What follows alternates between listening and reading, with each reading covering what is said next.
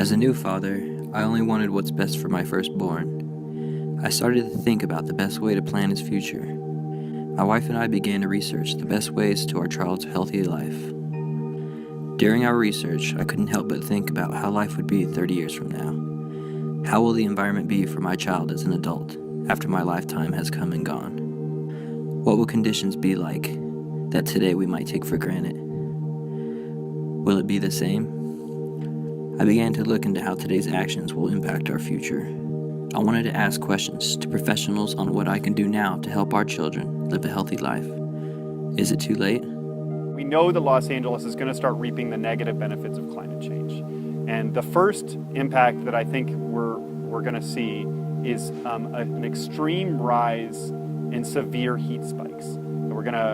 Those effects are going to triple and quadruple over the next 30 to 40 years. And that means a lot more people are going to die from those issues. We know that we might have some changes with precipitation. That study is ongoing and it will be coming out soon. We know our wildfire season is probably going to be shifting earlier in the year. We usually have it in the fall. Now we think we'll see it happen in the summer, and it might be for a longer duration as well. We know we're going to run out of water. LA depends upon almost 90% of its water from being imported from faraway places. Those resources, like the Owens Valley, where we get most of the water in the city of Los Angeles, and also the Colorado River, and also the Northern California State Water Project supply, those are all dwindling. We're seeing a lot of negative consequences of our urbanism. We're seeing a lot of pollution, we're seeing a lot of public health issues. We're definitely seeing our city heat up, and we're seeing a lack of resources. And so we think by getting as many people inspired to take action, we can actually reverse a lot of those negative consequences. Another impact of climate will be storm surge and effects from sea level rise. We will see some sea level rise. We will not have the severe impacts that we're experiencing already on our east coast of the US, but we will see storm surge. So if we combine a big storm might come in, and if we have a high tide, the water will be pushed pretty far inland. So that's actually the study that we're going to be embarking on right now within the month. So we'll know what will happen beach by beach, so we can better prepare and decide what to do about mitigating the effect of those storm surges. We assumed our weather cycles based on a long history pre-human intervention. And so we looked at that and we said, well, hurricanes don't happen that often, tornadoes don't happen that often. We can expect, a normal amount of rainfall every year. Human intervention obviously has impacted our climate and our weather systems. And so it's going to be different than what we expected. It's going to be vastly more dramatic, really, and that's what we're seeing already. So there are discussions already happening about how to increase our water resources and to manage them more effectively. I think a lot of our water purveyors will be providing things like rain barrels to individual homeowners so they can capture some of the water that we do receive with rainfall and water our plants with that. And I think you will see an increase in rates of water rates. I think that will go up. So it's really up to us if we want to change our nature. I mean, kind of right now, humans are negatively impacting the overall Earth balance.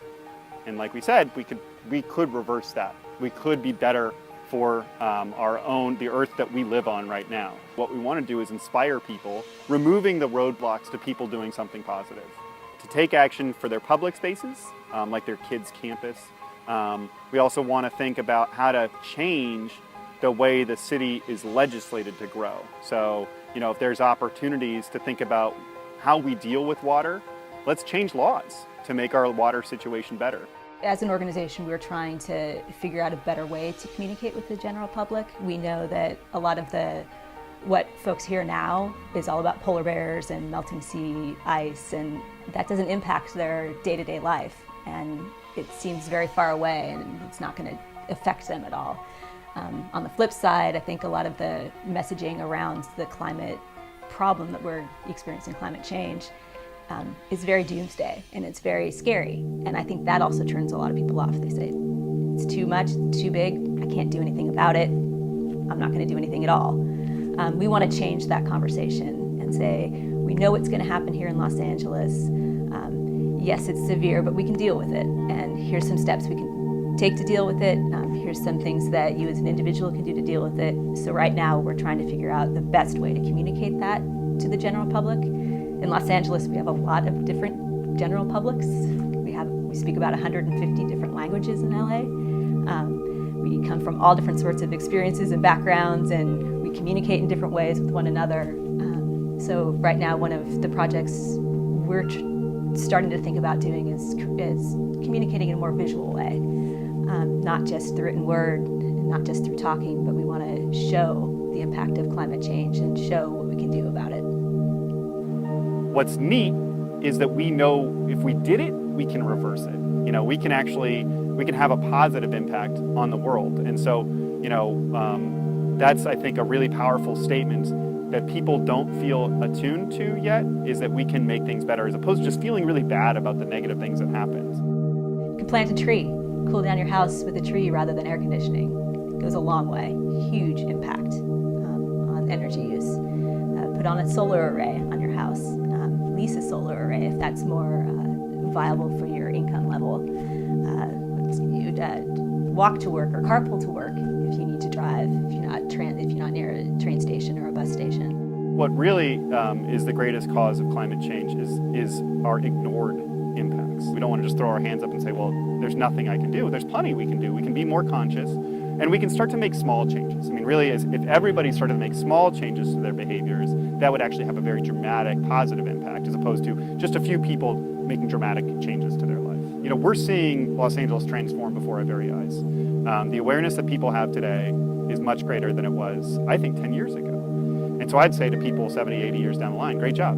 You know, Los Angeles is a wonderful place to live now. It was absurd the way it was built. When it was built in the most unsustainable manner you could build a city at the time. But, people were able to overcome that with people power, with neighbors working together, and with smart folks offering good solutions.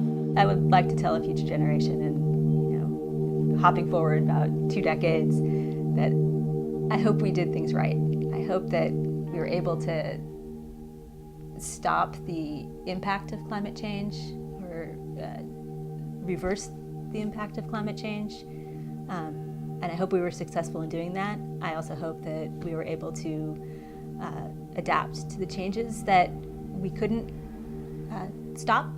I hope that your life is not too hot, you're not flooded, you have enough water to drink. I hope that we were right. I hope that we did a good job for you. And I hope that you're continuing our work.